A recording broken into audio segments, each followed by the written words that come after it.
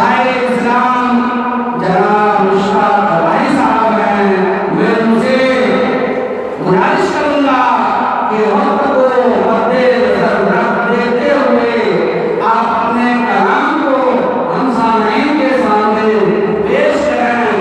सामईन बहुत देर से आपको मुंतज़िर हैं।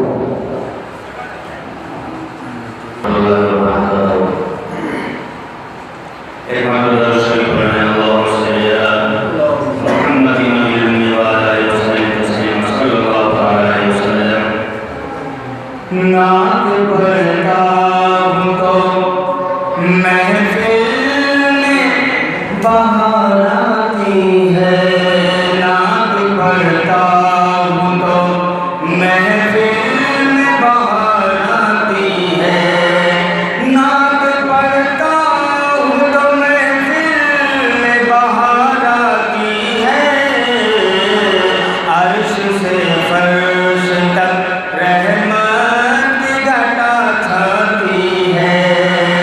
अर्श से अर्श तक रहमत की घटा छाती है, नात पढ़ता हूँ तो महफिल में घटा, नात पढ़ता हूँ तो महफिल में बहार आती है,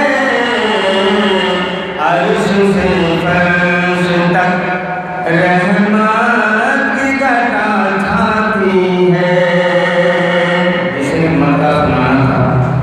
करना बाकी है, चलो समाप्त करें।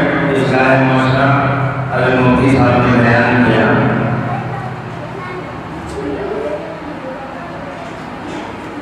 चश्मे करम